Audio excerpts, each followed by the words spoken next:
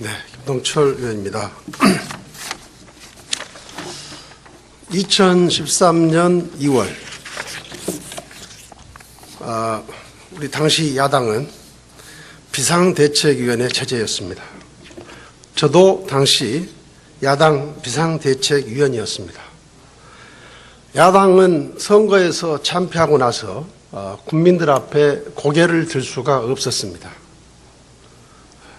그럼에도 불구하고 우리 야당은 박근혜 정부는 성공해야 한다.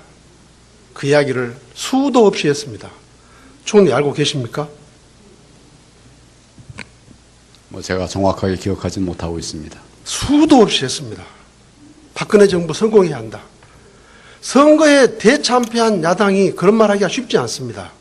그러나 야당은 박근혜 정부는 성공해야 된다고 수도 없이 말했습니다. 저도 지역에 가서 지역의 당원들, 우리 지역 주민들한테 수도 없이 했습니다. 박근혜 정부는 성공해야 한다고. 왜요?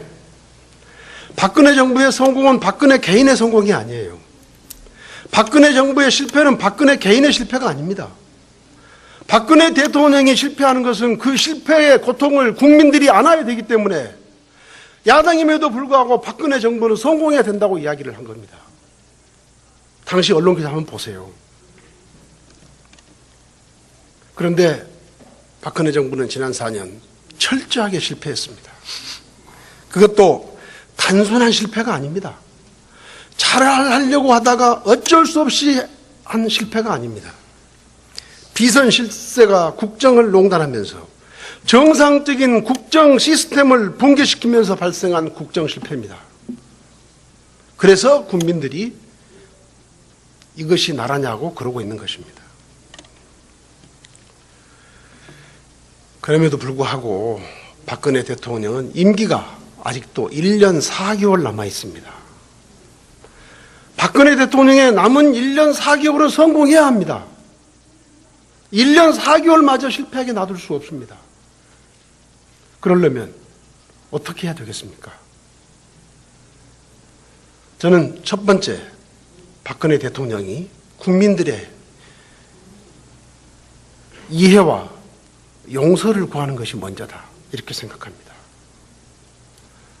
진솔하게 반성하고 사과하는 데서 출발해야 된다고 생각합니다.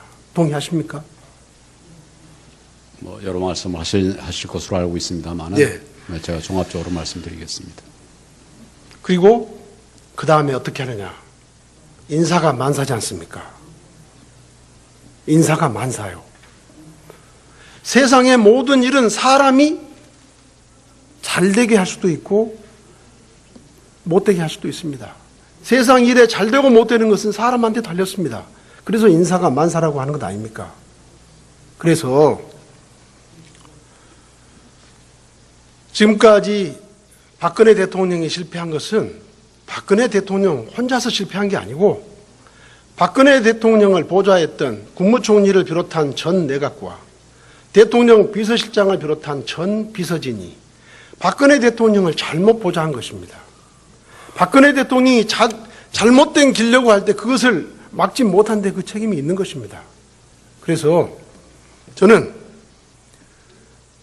현재의 내각 그리고 대통령 비서실 전원 퇴진해야 된다고 생각합니다. 그리고 정말 새로운 사람들, 정말 대한민국의 미래를 생각하고 사심없이 일할 수 있는 사람들로 바꿔줘야 된다고 생각합니다. 그 중에서도 특별히 우병우 민정수석, 측근 문고리 3인방, 국정교과서에 책임 있는 교육부총리, 해임 건의안이 통과된 김재수 농림부 장관, 3번이나 해임 촉구안이 발의된 박승춘 보훈처장, 국민의 대표를 가리켜서 새파랗게 젊은 것들이라고 했던 이기동 한국항 중앙연구원장 등 이런 사람들은 무조건 경질되어야 합니다. 그리고 나머지 분들도 자기 스스로 생각해 볼 때 대통령이 잘못하고 있는데도 불구하고 제대로 건의하지 못했던 분들은 스스로 저는 물러나야 된다고 생각합니다. 그렇게 해서 컴퓨터의 리셋처럼 모든 것을 원점에서부터 다시 시작하면 저는 박근혜 정부의 미래가 있다고 생각합니다. 총리, 이런 저의 지적을 대통령께 건의할 용이 있으십니까? 지금 대통령님과 여러 가지 논의를 하고 소통을 하고 있기 때문에 여러 가지 측면에서의 검토를 하도록 하겠습니다. 네. 이제 다른 질문 좀 하겠습니다. 박근혜 정부 출범 이후에 정부 주도로 만들어진 재단이 보니까 7개 재단이에요. 미르, K스포츠를 비롯해서. 그리고 연구원, 그다음에 펀드 등을 만들었는데 대기업과 은행에 팔을 비틀어서 기부 출자받은 금액이 2,164억입니다. 그리고 창조경제혁신센터 17개 시도와 대기업을 짝지은 창조경제혁신센터가 1조 7천억의 펀드를 조성했는데 이 중에 대기업이 출자한 금액이 7천억이 넘습니다. 작년 8월에는 8.15 광복 70주년 기념 페스티벌을 전국의 7개 도시에서 했는데 전부가 대기업의 협찬을 받아서 했습니다. 한화는 4개 도시에 30만 발의 불꽃쇼를 후원했습니다. 4대강 담합 비리로 공공공사에 입찰을 제안받은 74개의 건설사가 8.15 사면을 받고 나서 2천억의 기금을 분담해서 조성하겠다고 약속했습니다. 네이버는 불공정 행위와 관련해서 공정거래위원회에 과징금 대신 상생자금 1천억을 냈습니다. 기업들이 자발적으로 이런 일을 했다고 하면 박수받아 마땅하겠죠. 그런데 이런 기업들이 자신이 만든 공익재단에는 한 푼도 안 낸 기업들이 많이 있습니다. 이거 정말 정부가 다 강제했다고 밖에 볼 수 없는 거 아니에요? 면세점을 얻기 위해서 검찰 수사를 어떻게든지 약화시켜 보려고 회장의 특별 사면을 바라고 3세 승계를 원활하게 하기 위해서 이렇게 해도 됩니까? 말씀을 드릴까요? 네.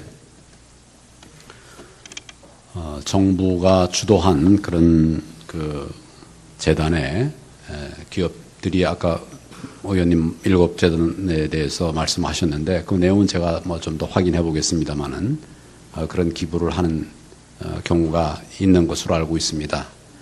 그렇지만 그 과정에서 저희들의 입장은 손목 비틀기 그렇게 하려고 한 거 아닙니다. 그리고 사업의 내용을 상세하게 설명을 하고 그것도 이제 기업과 직접 얘기를 하면 또 기업이 부담이 될 수 있으니까 그 다른 적절한 적법한 채널들을 통해서 아마 그 사업의 내용을 얘기했을 겁니다. 그리고 그것에 공감하고 또 그런 사업도 같이 해보겠다고 하는 기업들이 참여했을 것입니다. 기업은 정부가 권유하는 그런 재단이나 사업뿐만 아니라 제가 알기로는 정부에 출연하는 이런 그 기부보다도 몇십 배의 더 많은 기부를 이 사회에 하고 있는 것으로 저는 알고 있습니다. 제가 직간접적으로 알고 있는 것은 기업들이 엄청나게 많은 기부를 하고 있는데 사회공헌의 활동을 하고 있는데 그런 중에 정부에서 설명하는 이런 사업에도 참여한 것으로 알고 있습니다. 그 과정에 혹시라도 불법이나 또 강압이나 그런 일이 만약에 있었다고 한다면 그것은 문제가 될 수밖에 없습니다. 그리고 그런 사례들에 대해서는 또 엄정한 이런 감찰이나 조치가 필요하리라고 생각을 합니다. 그렇지만 전체적으로 기업들이 기부하는 사회공헌 활동들이 정부의 손목 비틀기에 의해서 억지로 내는 것이 전부다. 그렇지는 않은 것으로 저는 알고 있습니다. 자, 그건 사실관계가 말할 거고요. 정경유착 절대 안 됩니다. 우리 사회가 세계적인 기업이 나온 것은 삼성과 같은 세계적인 기업이 나온 것은 정경유착을 근절하지 않고는 있을 수가 없는 거예요. 정경유착은 정부에게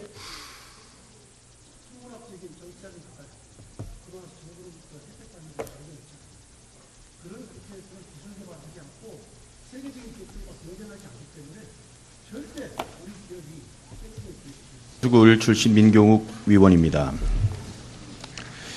400조 원이 넘는 내년도 예산과 관련해서 문제점 지적하고 인천시와 지역 현안 사업들을 챙겨야 되지만 먼저 지금 대한민국에서 가장 시급한 문제인 최순실 씨 국정농단에 대해서 언급을 하지 않을 수가 없어서 몇 가지 짚고 넘어가겠습니다. 최순실이라는 이름 석자가 연일 대한민국을 흔들고 또 국민들의 모든 이목도 연일 터져나오는 최순실 씨 관련 보도에 쏠려 있습니다. 지금 언론은 속보와 특종 경쟁이 붙어서 확인이 되지 않은 보도가 양산되고 있습니다. 오늘 오전만 해도 최순실 씨 최측근이라는 고영태 씨 필리핀으로 건너갔는데 연락이 두절됐고 생사를 알 수 없다 뭐 이런 보도가 있었는데요. 오후 2시에는 고영태 씨가 오늘 오전에 입국했다는 속보가 나왔습니다. 법무장관께서 아까 답변을 하시던데 고영태 씨 소재를 파악하고 계시는 거죠? 지금 검찰에서 파악 중에 있을 것입니다. 예, 지금 입국했다는 사실은 확인했습니다. 예. 단독이라는 이름 아래 하루에도 수십 개씩 쏟아져 나오는 보도들 가운데 분명한 사실도 있을 겁니다. 또 거기에는 추측에 기반한 의혹들도 존재한다고 생각합니다. 정무수석 아까 말씀을 하시던데 대통령 대국민 사과문을 작성하는 과정은 저도 그곳에서 근무한 경험이 있기 때문에 대략 그 추측과 생각을 할 수 있습니다. 그런데 이제 보도에는 정무수석께서 우수석이 작성한 대국민 사과문을 보고 뭐 이럴 거면 차라리 하지 맙시다. 뭐 어투도 비슷하게 얘기를 하면서 따옴표를 따서 인용해서 보도를 했습니다. 반발했다는 보도가 나오는데 사실인가요? 다시 말씀드립니다만은 저는 그날 그 대통령님 사과문안 작성에 관여하지 않았고 그 내용을 잘 모릅니다. 다만 작성 경위에 대해서는 제가 들은 바가 대통령께서 홍보수석 비서관에게 구술을 했고 홍보수석 비서관이 그 문안을 다듬어서 대통령님께 다시 올려서 대통령님께서 그 성명을 발표하신 것으로 알고 있으며 저는 그 성명 발표하는 장소에서 처음 들었기 때문에 그 내용을 알고 그 상황에 대해서 어떤 이야기를 할 수 있는 그런 전혀 가능성이 없는 이야기였습니다. 그리고 또 하나는 그 해당 언론사 또는 다른 어떤 언론사에서도 저에게 그 경위에 대해서나 또는 저의 반응에 대해서 질문을 한 적이 없습니다. 그래서 저는 그런 답변을 해준 적도 없습니다. 잘 알겠습니다. 또 다른 보도에 따르면 정호성 비서관이 매일 30cm 두께의 청와대 보고서를 최순실 씨한테 들고 가서 일일 보고를 했다고 보도했습니다. 청와대 차원에서 사실관계를 확인한 적이 있는지요? 제가 정호성 비서관에게 오늘 급한 김에 일단 물어봤습니다. 전화로 물어봤는데 전혀 사실이 아니고 본인은 서류를 들고 바깥에 나간 적이 없다라고 합니다. 그리고 또 저녁 시간에 그 어떤 사람도 지금 논란이 되고 있는 그 어떤 사람도 만난 적이 없다라고 답변했습니다. 예, 법무부 장관께 질문합니다. 취재원 보호 관행이 있어서 캐 물어야 하는 건지는 모르겠지만은 JTBC에서 태블릿 PC 제출하면서 입수 경위에 대해서 설명을 했는지요?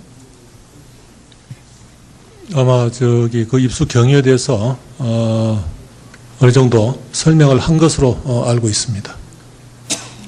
그 이해가 다 되셨고 뭐 여러 가지 이제 뭐 떠도는 얘기가 있습니다만은 법무부나 검찰에서는 그게 어디에서 입수가 됐는지를 이해하고 납득이 될 만한 이야기를 했다는 말씀이죠?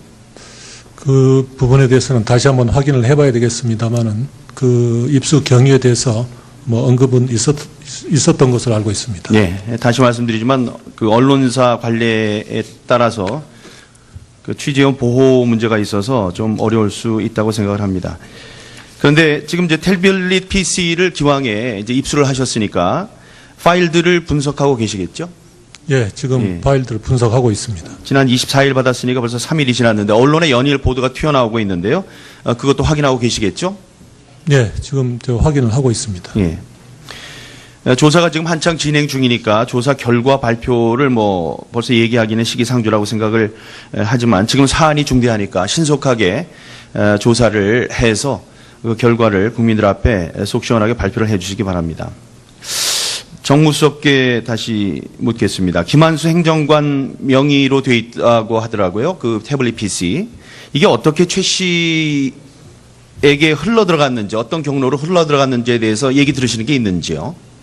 그 점에 대해서 제가 따로 파악한 적은 없습니다. 다만 김한수 행정관이 청와대에 근무하고 있다는 것은 사실입니다. 예. 그 태블릿 PC의 실제 소유자가 누군지, 또 사용자가 누군지, 어떻게 해서 거기까지 흘러들어갔는지를 밝히게 되면은 사태의 이 그림을 좀 더 자세하게 밝힐 수 있다고 생각합니다. 법무부 뭐 검찰 수사를 통해서 밝혀지기를 바라겠습니다. 최순실 씨가 세계일보 기자들과 만나서 인터뷰를 했더군요. 뭐 많은 분들이 기자들도 아는데 왜 모르느냐, 뭐 저는 그 말에 동의하지는 않습니다. 기자들은 남들 모르는 거를 일찍 가서 그 파악을 하고 세상에 알리는 것에 그 훈련을 받은 사람들이니까 모든 것을 공무원들이 기자들과 빠르게 알 수는 없습니다. 기자가 이제 특종을 했다고 볼 수 있는데, 그러나 이제 추후라도 기자가 이제 알고 인터뷰까지 했으니까 어디에 있는지 소재 파악이 될 수 있어야 된다고 생각을 합니다. 총리께 묻습니다. 하루빨리 국내에 송환을 해서 조사를 해 주시기 바랍니다. 또 아울러 현재 제기되고 있는 의혹들에 대해서 당사자들이 부인을 많이 하고 있거든요. 그런 사안들이 많은데 이후 여하를 불문하고 의혹의 중심이 있는 당사자들을 빨리 조사해서 사실 여부를 밝혀야 한다고 생각합니다. 어떻게 생각하시는지요? 이미 상당 기간 전에 최순실의 신병을 확보하기 위한 노력을 해달라는 당부를 법무부에 한 바가 있고요. 이것을 위해서는 가장 기본적으로는 사법공조가 돼야 됩니다. 사법공조는 여러 절차가 있고 우리가 마음대로 하는 것이 아니라 상대국에서 거기에 법 절차에 따라서 또 우리에게 요구하는 것들이 있기 때문에 그거 하다 보면 시간이 좀 많이 걸리니까 그거 외에 또 다른 소환이나 신병 확보할 수 있는 방법들을 강구를 하도록 그렇게 당부를 했고 법무부 검찰에서 그런 할 수 있는, 그러나 이게 또 적법성이 만약에 손실이 되면, 적법성이 손상이 되면 이 모든 게 나중에 이제 법원에 기소가 된 뒤에는 증거 능력의 문제가 또 걸립니다. 그렇기 때문에 이런 조심스러운 면이 있지만 할 수 있는 모든 수단들을 강구해서 최순실 신병 확보를 위한 노력을 하도록 그렇게 조치를 했고 그런 노력을 하고 있는 것으로 알고 있습니다. 여러 가지 이유가 있겠지만 국제 공조를 얻어내는데도 시간이 걸린다, 이런 게 국민들께서는 불러올 수 없는 이유, 또 뭐 핑계를 대는 거다, 이렇게 또 생각하실 수도 있습니다. 그러니까 다른 때와는 다른 좀 비상한 노력을 기울여 주시기 바랍니다. 과거에 그 유병원 씨 딸 문제도 정말 정부 굉장히 많은 노력을 했습니다만은 근 2년 가까이 걸렸습니다. 그래서 그런 방법도 병행하지만 또 다른 방법들도 강구를 하고 있을 것으로 저는 생각을 합니다. 지금이라도 현재 상황이 벌어지게 된 원인에 대해서 철저한 진상조사와 성역 없는 수사가 있어야만 현재의 혼란을 수습하고 대통령의 남은 임기 동안 국정과제를 완수할 수 있다고 생각합니다. 지금 청와대에 근무하고 있는 많은 행정관, 비서관, 수석들은 그동안 애국심과 사명감 하나로 오로지 국가와 국민을 위해서 밤잠 설쳐가면서 최선의 노력 다 해왔고 또 다 하고 있는 걸 알고 있습니다. 그런데 이 모든 것이 지금 최순실이라는 사람 때문에 물거품이 될 수 있다는 사실에 일이 손에 안 잡히고 자괴감에 빠져 있다고 듣고 있습니다. 그러나 무엇보다도 국민들께서 받은 충격이 가장 클 겁니다. 우리 새누리당에서도 특검 도입을 찬성한 만큼 특검을 통해서 최순실 씨에 대해 제기된 의혹을 낱낱이 조사해서 반드시 명명백백하게 밝혀내야 할 것입니다. 대내외적인 어려움이 많습니다. 경제가 많이 어려운데요. 국민들께서 체감하시는 경기는 더 어렵습니다. 총리를 중심으로 국무위원 여러분들께서는 국가의 발전과 국민의 행복을 위해서 사명감을 갖고 일하고 있는 우리 공무원들의 사기가 저하되지 않고 동요되지 않도록 잘 수습해 주시기 바랍니다. 아울러 정무수석께서도 청와대 직원들의 사기가 저하되지 않도록 신경 써주시기 바라고요. 오로지 국민만 바라보고 국정과제 완수를 위해서 매진해 주시기를 부탁드립니다. 예, 명심하겠습니다. 누리 과정과 관련해서 남은 시간 동안 질문을 좀 드려보겠습니다. 2016년도 이제 2달 정도밖에 남기지 않은 상황에서 경기와 전북 두 개 교육청이 누리과정 예산을 아직도 편성하지 않고 있는 것으로 파악하고 있습니다. 그러니까 올해 세입 징수 실적이 개선되면서 정부 추경으로 1조 9천억 원의 교부금이 추가로 교부됐죠. 다른 15개 교육청이 누리과정 예산을 전액 편성했는데도 아직까지 예산 편성을 거부하는 것은 저는 큰 문제라고 생각합니다. 누리과정은 취약전 아동의 출발선 평등을 보장하기 위한 기초적이고 중요한 교육정책인데 교육감들이 입맛에 따라서 예산을 편성하거나 또는 편성하지 않고 있는 문제가 매년 되풀이되고 있습니다. 이런 문제를 해결하기 위해서 총리께서는 어떤 노력을 기울이고 계신지요?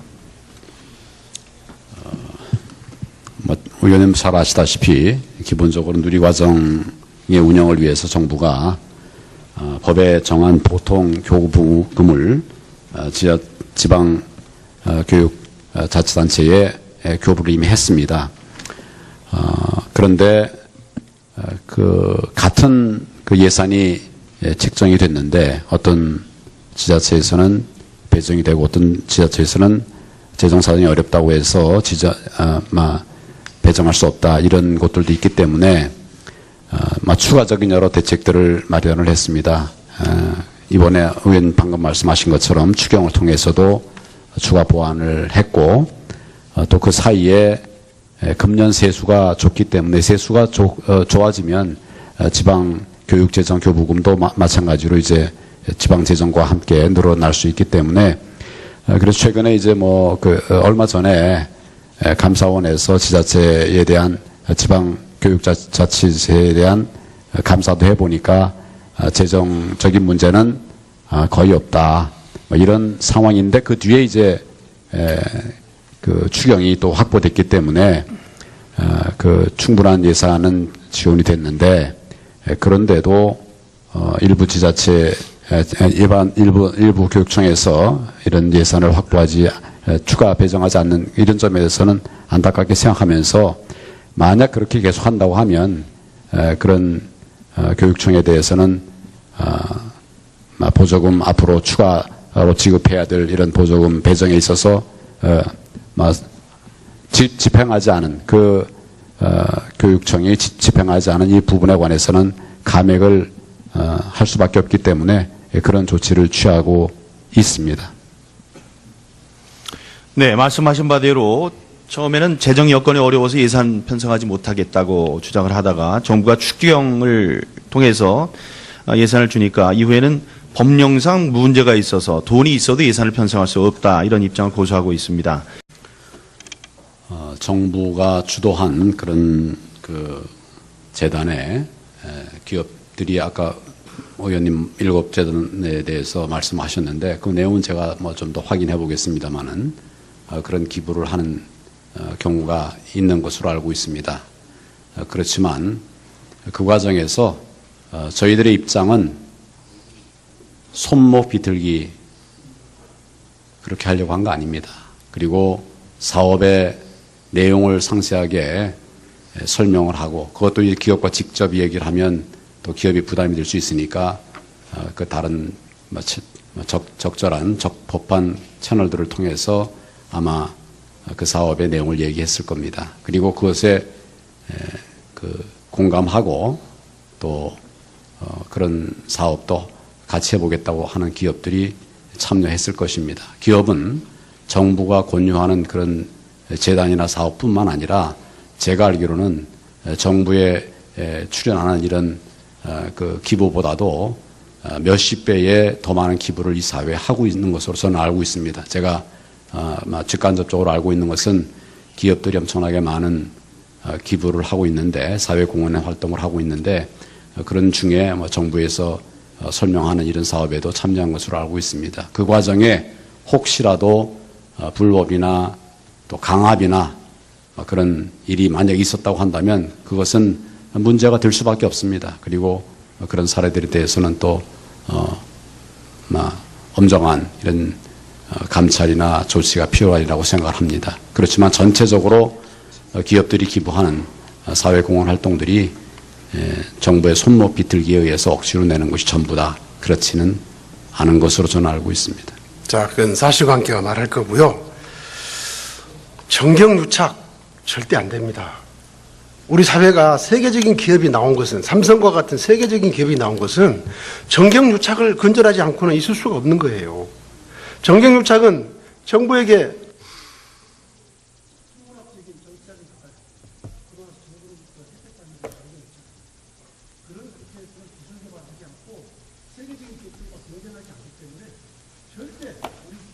것을 원점에서부터 다시 시작하면 저는 박근혜 정부의 미래가 있다고 생각합니다.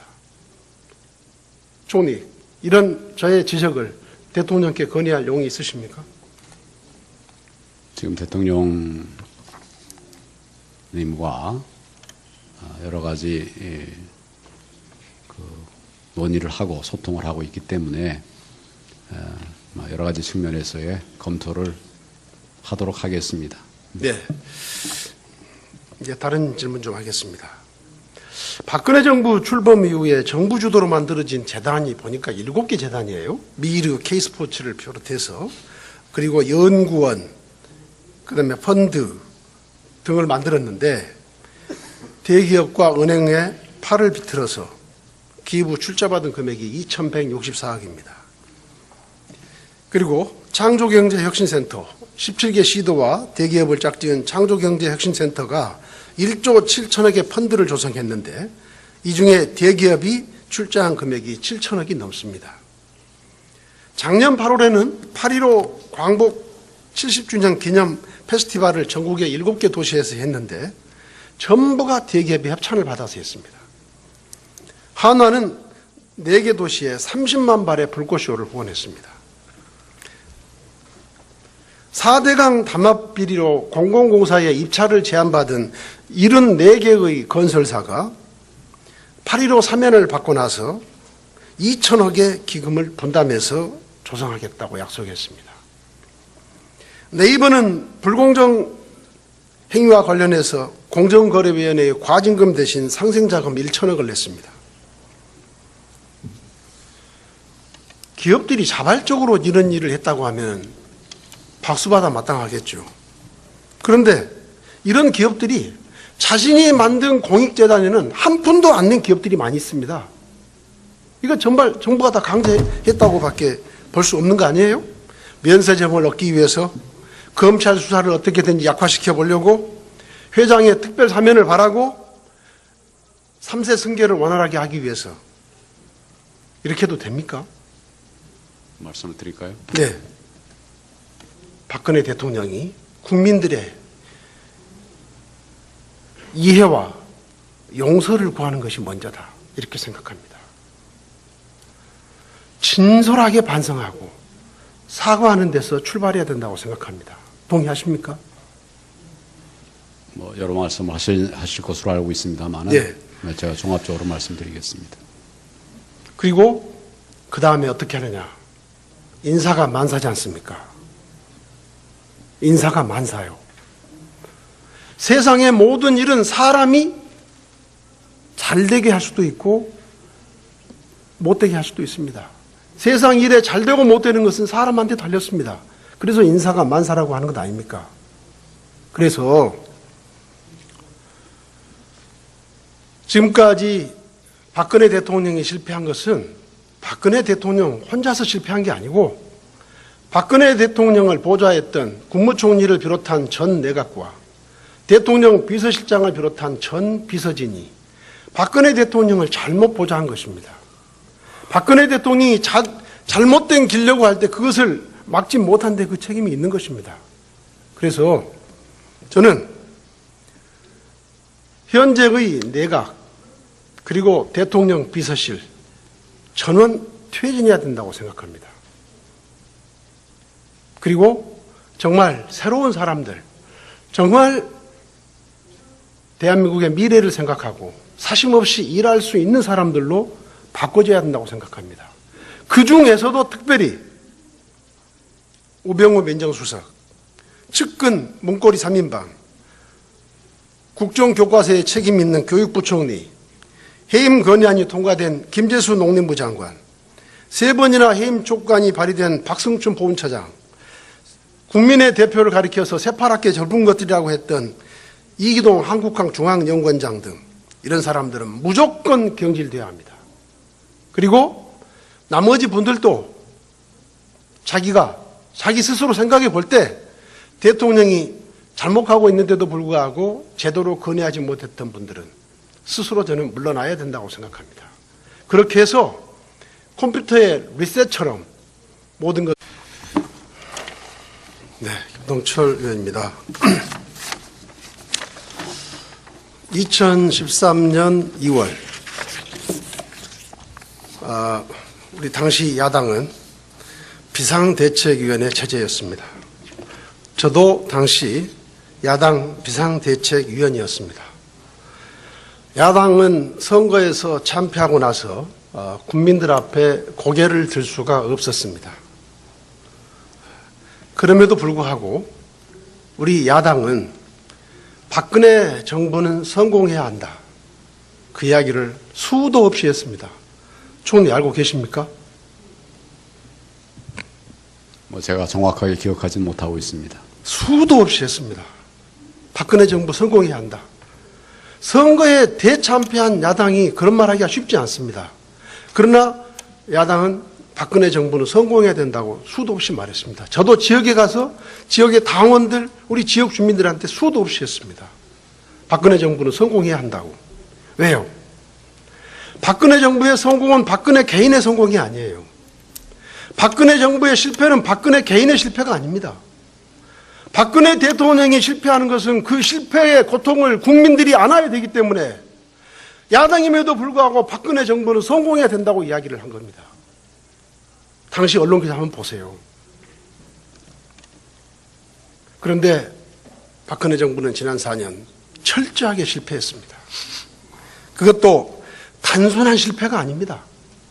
잘하려고 하다가 어쩔 수 없이 한 실패가 아닙니다. 비선 실세가 국정을 농단하면서 정상적인 국정 시스템을 붕괴시키면서 발생한 국정 실패입니다.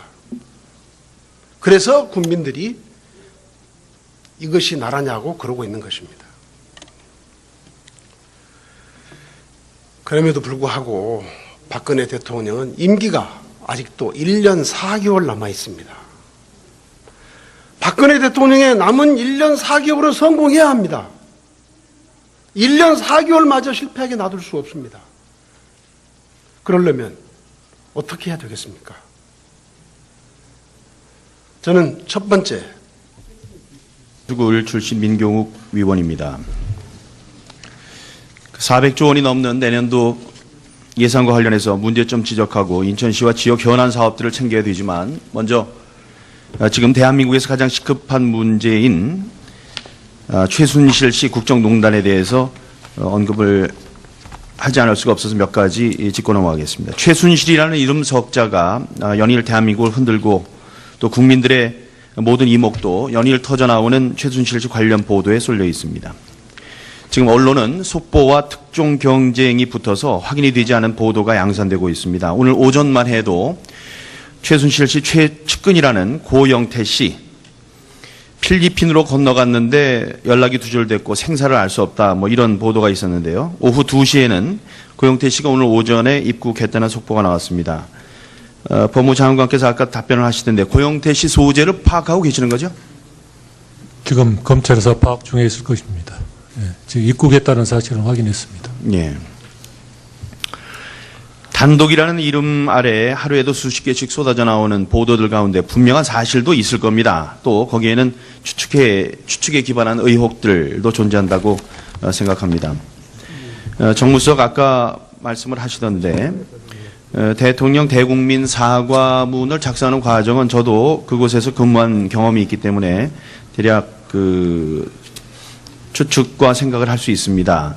그런데 이제 보도에는 정무수석 대통령께서 우수석이 작성한 대국민 사과문을 보고 뭐 이럴 거면 차라리 하지 맙시다. 뭐 어투도 비슷하게 얘기를 하면서 따옴표를 따서 인용해서 보도를 했습니다. 반발했다는 보도가 나오는데 사실인가요? 다시 말씀드립니다만은 저는 그날 그 대통령님 사과문안 작성에 관여하지 않았고 그 내용을 잘 모릅니다. 다만 작성 경위에 대해서는 제가 들은 바가 대통령께서 홍보수석 비서관에게 구술을 했고 홍보수석 비서관이 그 문안을 다듬어서 대통령님께 다시 올려서 대통령님께서 그 성명을 발표하신 것으로 알고 있으며 저는 그 성명 발표하는 장소에서 처음 들었기 때문에 그 내용을 알고 그 상황에